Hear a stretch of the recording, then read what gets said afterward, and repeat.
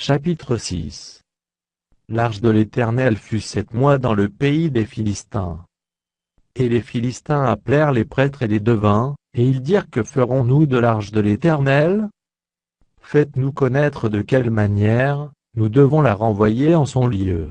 Ils répondirent: Si vous renvoyez l'arche du Dieu d'Israël, ne la renvoyez point à vide, mais faites à Dieu un sacrifice de culpabilité, alors vous guérirez, et vous saurez pourquoi sa main ne s'est pas retirée de dessus vous. Les Philistins dirent: Quelle offrande lui ferons-nous?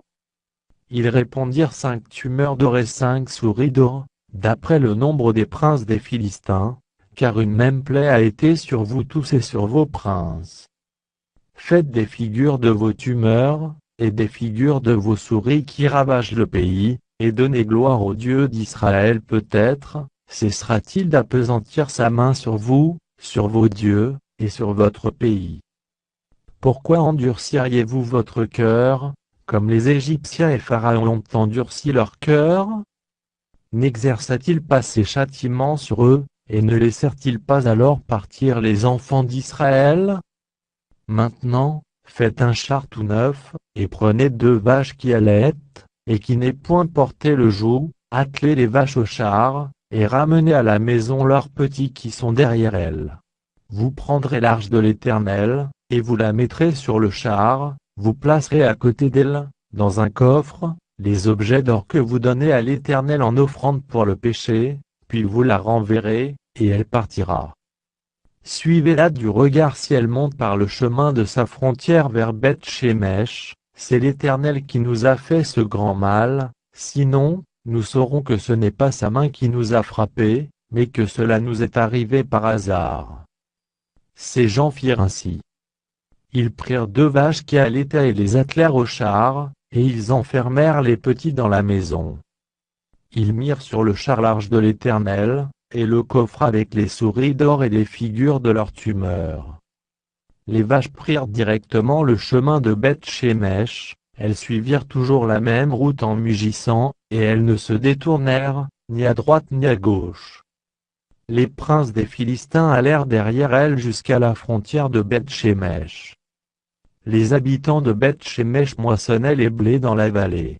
Ils levèrent les yeux, aperçurent l'arche, et se réjouirent en la voyant. Le char arriva dans le champ de Josué de Beth-Shemesh, et s'y arrêta. Il y avait là une grande pierre. On fendit le bois du char, et l'on offrit les vaches en holocauste à l'Éternel.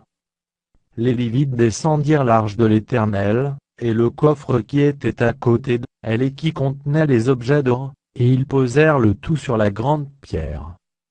Les gens de Beth-Shemesh offrirent en ce jour des holocaustes, et des sacrifices à l'Éternel. Les 5 princes des Philistins, après avoir vu cela, retournèrent à Écron le même jour. Voici les tumeurs d'or que les Philistins donnèrent à l'Éternel en offrande pour le péché: une pour Asdo, une pour Gaza, une pour Ascalon, une pour Gath, une pour Écron. Il y avait aussi des souris d'or selon le nombre de toutes les villes des Philistins, appartenant aux 5 chefs, tant des villes fortifiées que des villages sans murailles.